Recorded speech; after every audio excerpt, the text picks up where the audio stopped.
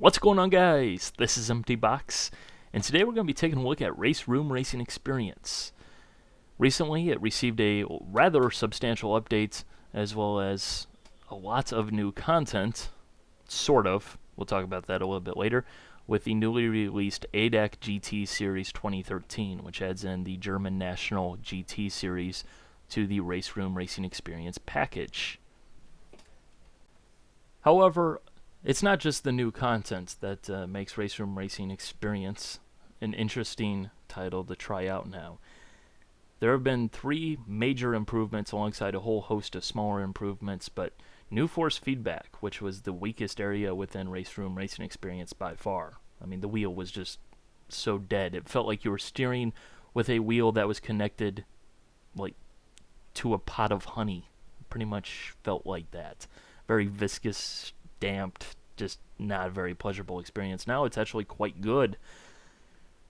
New track surface modeling, which means that the tracks have more bumps and dynamics to them, which actually does make a difference. It's very noticeable. For example, braking for turn 2 at Hockenheim, you can really feel the washboard bumps going into that corner, and it's a nice sensation, as well as, perhaps most exciting to a lot of people, multiplayer. There's also new and improved menus within RaceRoom Racing Experience, which we'll go ahead and take a look at before we actually get to the driving. But you might notice, if you're familiar with RaceRoom Racing Experience, when you start up the game, you are still greeted by the same menus that were there before, only now you have this cool picture of the ADAC GT cars. It really changed a whole lot. But alas, there has been some change, so let's go ahead and jump into RaceRoom Racing Experience. It's different. It's entirely different. And now it's not. And now it is. And now it's not. And now it is. I would like to say that this is the part where things begin to improve. However, I don't think so. This menu is nice and fancy looking and everything like that. It's clean, it's slick. However, it takes a while to actually register your click, and I've had a lot of issues where I've clicked something, and I know I clicked something, I see the button move, and I'm still in the box, and it doesn't do anything. I've had a lot of issues with misregistering clicks, and the buttons themselves are laggy to actually respond and get to the loading menu swirly queue thing, which, again, that plus the fact that this menu is different than the other menus, it just doesn't feel well put together. It doesn't feel well built. It feels like it's just thrown together, slapped together, running on hopes and dreams, and held together with duct tape. The store page has received no significant overhaul. However, there has been a change to the pricing model. They say that the pricing is now dynamic, which I'm not sure I necessarily fully understand how to explain that, other than the fact that they say that if you own similar content will be cheaper, which I guess is probably why this Audi R8 LMS Ultra skin is down to 75 VRP, which we'll talk about a little bit later, because I can only assume I own other GT3 cars, so they decide that, hey, you might be interested in another GT3 car, so buy another GT3 car, I guess. Anyways, let's go ahead and take a look at the ADAC GT Masters. This package will set you back about $20 currently. I say currently because it just released and it's on a 80% discount, which to me says this is an item that's going to be on perma discount, and that's going to be the price that you're always going to pay. At $20, I find that 7 cars, 6 tracks, that feels entirely fair. I don't feel like it's a ripoff. I don't feel like it's undervalued at that price for what you're getting. However, I'll also say that the price that they have put on it for not being discounted is ridiculous, which again makes me think that this is something that is always going to be on discount, even if it's not actually discount and that's the intended price, which I guess, hey, everybody loves sales. Anyways, you get 7 cars, all of these skins available for those cars, which if you've tried out RaceRoom Racing Experience before, you might remember that you would buy a car and then you would buy skins for it, and honestly, that alone was enough to make me say nope, because that's kind of silly. But You do get a nice wide range of skins and cars, as well as the fact that because this is, a real-world series, you get real-world cars, which is nice to see. That's something that a lot of racing games are moving away from as, things get more expensive to produce and all the costs and licensing issues. It's nice to see actual cars that actually look like they belong out there on the racetrack rather than a bunch of mix-mash cars from about 15 different series out there kind of thrown in there, racing together. It just looks better and it feels better. It's nice to see a series, even if I don't follow the series. The same thing with, GameStop Car or the DTM Experience. It's nice to see everything that looks right. The cars look like they belong on track together because they do belong on track together because they race on track together. So that's definitely a positive in ADAC GT Masters category checkbox, whatever you want to call it. But again, $20, I'd say that's fair, especially if you like RaceRoom Racing Experience. I think it makes it a no-brainer. However, again, at the actual quoted price, nope, not even close. So let's go ahead and take a look at the race setup menus. Here is where things start to get crazy. In fact, I'd say that this is the number one thing that really annoys me about the ADAC GT Masters package with RaceRoom. It really does annoy me. It just leaves a sour taste in my mouth. So anyways, let's go ahead and select our car. As you can see, we have our ADAC GT Masters series. We go in there, and all the skins from the series, all the cars are available. And that's all well-to-do and perfectly fine. However, if we go to the GTR3 class, we are greeted with the other GT3 cars, which, as you can see, Audi, BMW, Camaro, Mercedes, Audi, BMW, Camaro, Mercedes.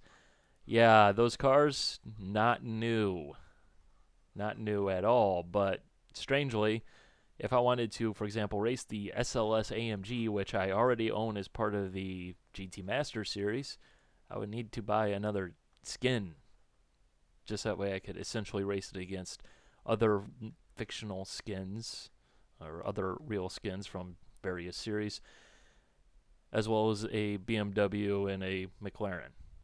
And if, for example, as I would like to do, because I typically prefer the McLaren as my GT3 car of choice, I can't take this McLaren and race it in this series against other GT3 cars. And there's no difference between a ADAC GT3 car here in the game as well as the GTR3 GT3 cars.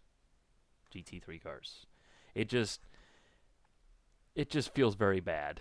Like when I saw this, it made me unhappy because the fact that you're going to ask me to buy a skin for another series that, funnily enough, even mentions the ADAC GT Masters, it just doesn't feel good. Why can't I just select the skins that I already own and just run that if I'd like? Not a big deal. I don't see many people preferring to race the GTR3 class GT3 cars that are exactly the same. And there's that click registration being stupid. I had to click that button 3 times, I guess, versus, a full functioning series that actually, has real cars and a wider variety of real cars to choose from. But, that McLaren issue, the BMW, if you're a fan of that, that's kind of annoying. That just, it's just a slap to the face, really, not necessarily needed. As for the other menus, as you can see, you have the pretty standard layout. You have all your options, your difficulty, everything from 80 all the way up to 120. Very typical. There's the adaptive AI setting, which will actually adapt to your ability. Your 3 physics settings to choose, your difficulty of the driving model, I guess you would say. Up to 23 opponents on track at one time. However, once again, RaceRoom Racing Experience insists on being stupid for the sake of being stupid. What are these race lengths? 1/8. What is 1/8? What is 1/8 of a race at Oschersleben? How do I know how many laps that this race is? Did anyone see where does it tell me where the laps are? How do I know that 1/8 is whatever distance? I know 1/4 just so happens to be 12 laps because I tried doing a race and it ended up being 12 laps, I guess. So I guess here at Oschersleben a full race is 48 laps, but Again, nowhere does it tell me that. I actually have to go into the game and see how many laps are remaining to see how many laps that this race length is. Yeah.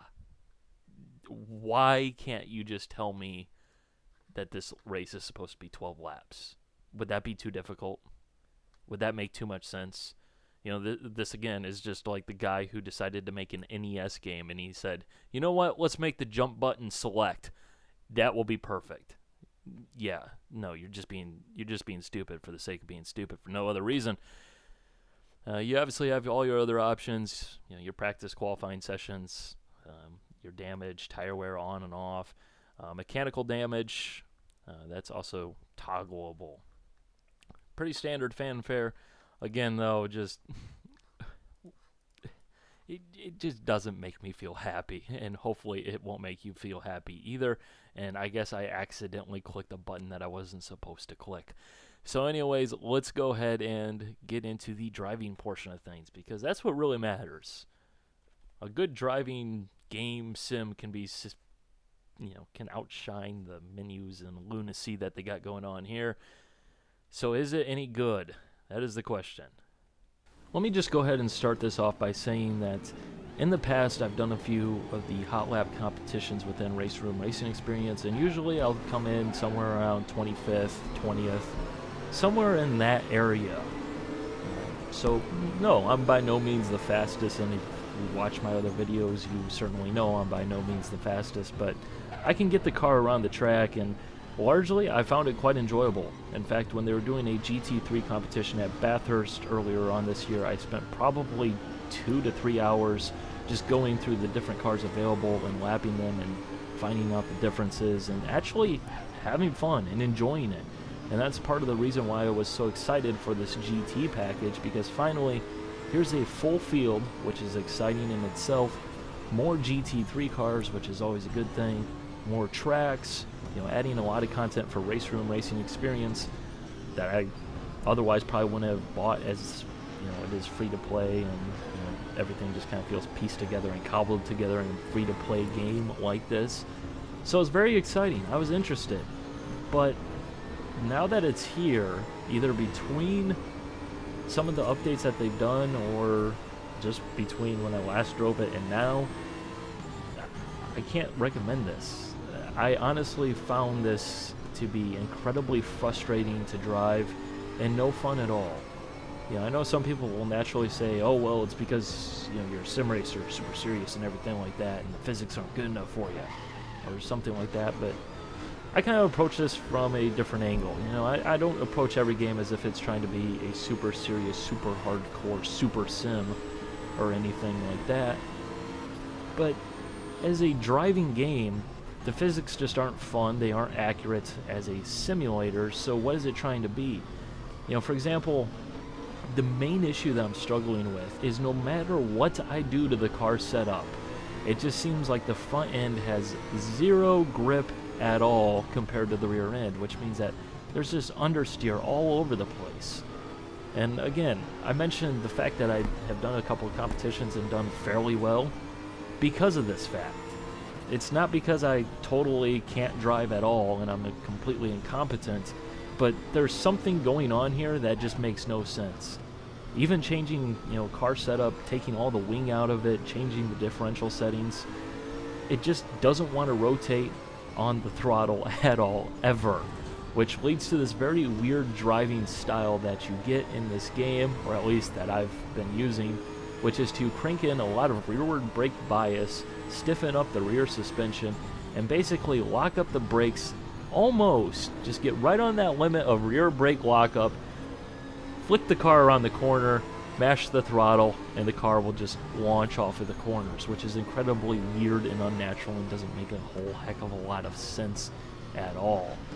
You basically have to pitch your car into the corner like a madman, which should absolutely destroy the tires.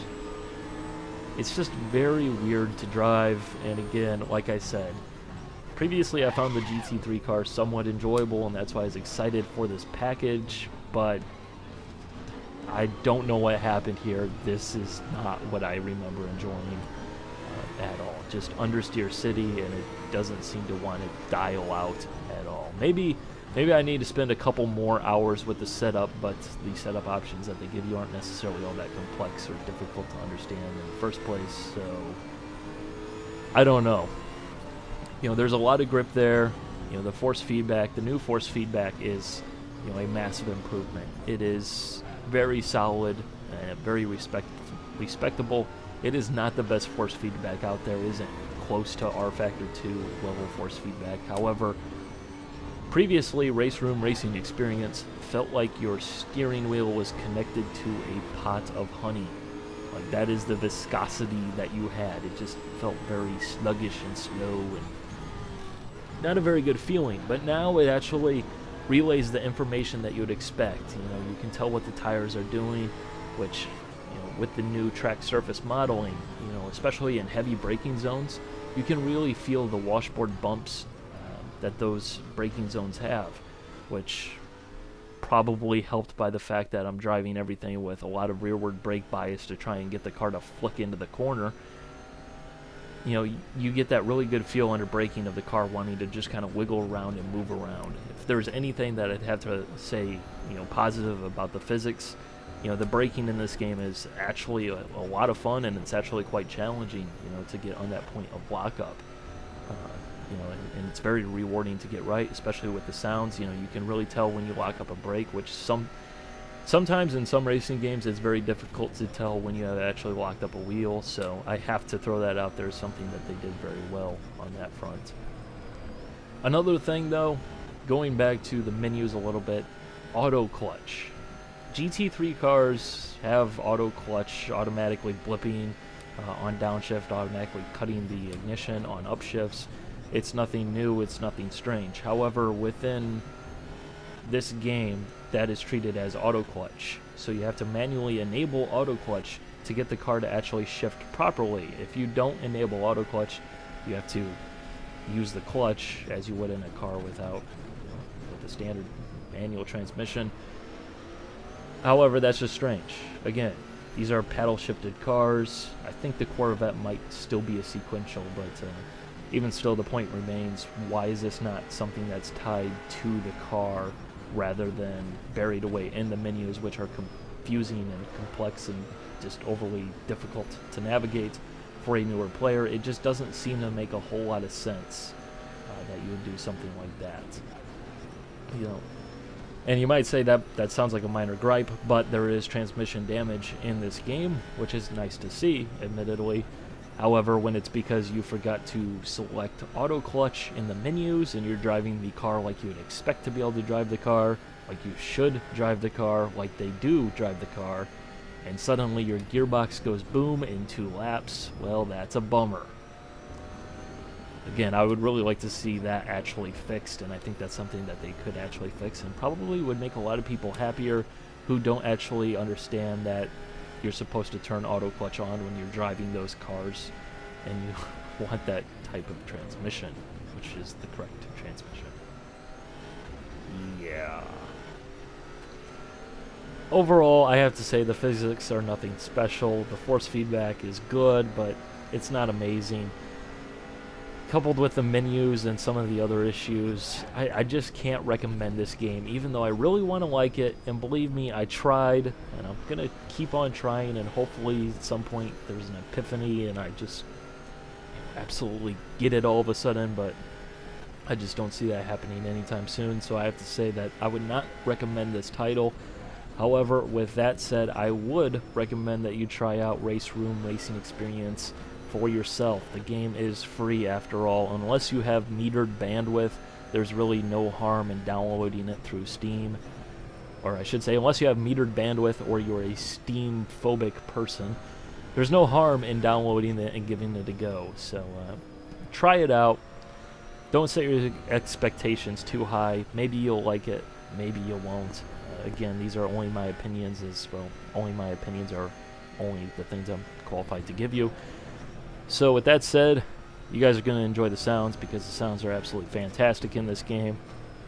No doubt. So anyways, hope you guys enjoy. Bye.